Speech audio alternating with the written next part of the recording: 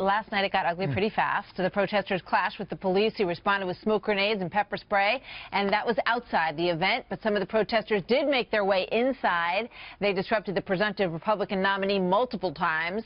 Donald Trump responded, as we've come to expect. You know, Hillary's having a hard time. She's got a lot of surrogates.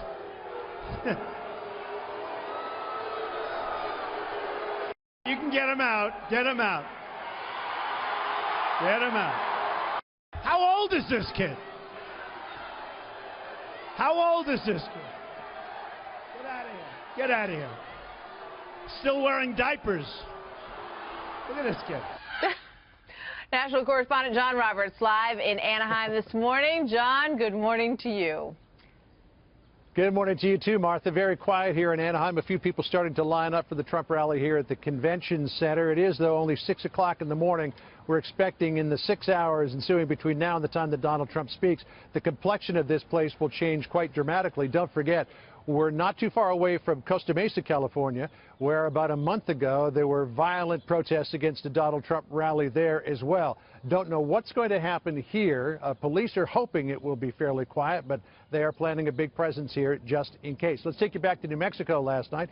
About 600 to 1,000 protesters on hand. Everything was fairly peaceful while Donald Trump was speaking at his rally. But as the sun started to go down, that's when it got out of hand. Despite calls from protest leaders to keep it peaceful, there were a lot of people who were just there to disrupt and to take on the police, throwing rocks and bottles at them. They broke through a barricade, tried to get into the convention center. One doorway was smashed. Police on horseback had to get in between them to push them back. Police on the ground using pepper spray and smoke grenades to try to disperse the crowd. By the time it was all over, several police officers had been injured, and we understand there was at least one arrest. Inside the Donald Trump venue, you mentioned that there were some protesters. You know, he's gotten to the point, Martha, where he just treats it all as sport. In fact, at one point when he was interrupted by a protester, he encouraged his crowd to just let that person stay. We're not going to throw that one out. He was also very tough on New Mexico Governor Susana Martinez, who has resisted so far the idea of endorsing Donald Trump. So he suggested last night that she wasn't doing as good a job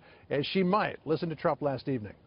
Since 2000, the number of people on food stamps in New Mexico has tripled. We have to get your governor to get going. She's got to do a better job, okay? Your governor has got to do a better job. She's not doing the job. Hey, maybe I'll run for governor of New Mexico. I'll get this place going. She's not doing the job. We got to get her moving. Come on, let's go, governor. Governor Martinez's office responded to Trump last night, a spokesman saying that she will not be bullied into making a political endorsement. There were also some reports late last night, early this morning, that Speaker of the House Paul Ryan might be set to endorse Donald Trump, but our producer on Capitol Hill, Chad Pergram, ran some traps and found, Martha, that is not true. Of course, not closing the door to endorsing Donald Trump, but nothing imminent. Martha? Yeah, it looks like a not yet at this point. Susana Martinez was at one point considered a possible VP for Donald Trump. It certainly doesn't sound like they're cozying up to each other in Nevada right now. He went after Hillary Clinton last night as well, John, right?